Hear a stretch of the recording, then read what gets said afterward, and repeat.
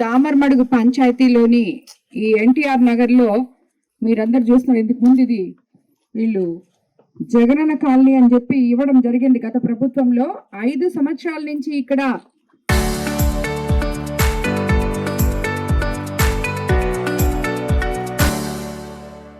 ఒక్క చుక్క నీళ్లు లేకుండా 5-6 సంవత్సరాల నుంచి మేము ఇలాగే ఉన్నాము అని చెప్తున్నారు. ఇది సుమారు 315 ప్లాట్లు ఉంటాయి. 200 మందికి అలకేట్ చేశారు. 100 మంది ఉన్నారు ఇప్పటి వరకు.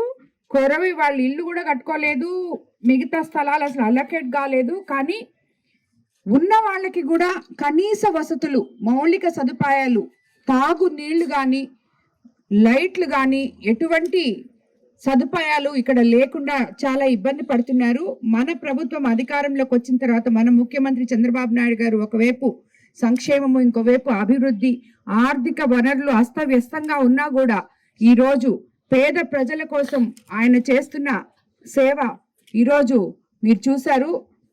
ఇక్కడ మనం 11,25,000తో ఆల్రెడీ వాటరు పైప్ లైన్ అన్ని వేయించడం జరిగింది. ఈరోజు ఇక్కడ నీళ్లు కూడా వాళ్ళందరికీ ఇవ్వడం జరిగింది.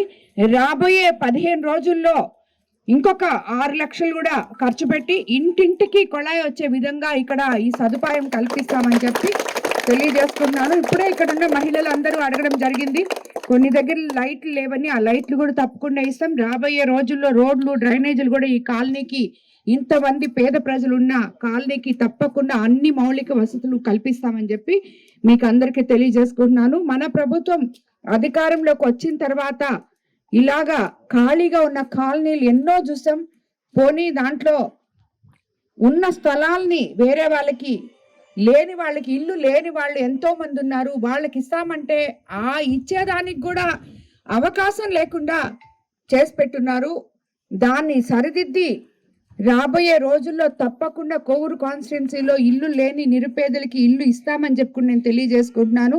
ఈరోజు మనం ఇక్కడ ఇన్ని సంవత్సరాల తర్వాత అయినా ఇక్కడ ఒక బోర్ వేసి నీళ్ళు ఇచ్చామంటే మనమందరం, మన ముఖ్యమంత్రికి ఎంతో ఇష్టమైన, ఆయన చెప్తుంటారు P4 విధానంలో ఉన్న వాళ్ళు లేని వాళ్ళకి సాయం చేయాలి అని చెప్పి. అందులో P4లోనే ఈరోజు కరీముల్లా అన్న మనకి స్థలం ఇచ్చారు కాబట్టి మనం ఈ బోర్ వేసుకోగలిగాం, నీళ్ళు అందరికీ అందించగలుగుతున్నాం. లేకపోతే అది వేయడానికి కూడా చాలా ఇబ్బంది పడ్డాం. ఈ కాలనీ యొక్క ఇప్పుడు ఎన్టీఆర్ కాలనీగా పేరు మార్చిన ఈ కాలనీ ప్రజలందరి తరఫున కరీముల్లా అన్నకి నేను ధన్యవాదాలు తెలుపుకుంటున్నాను. ఈ స్థలం వాళ్ళకి ఇచ్చి పేదవారి గొంతు నింపినందుకు అని చెప్పి కూడా నేను తెలియజేసుకుంటున్నాను.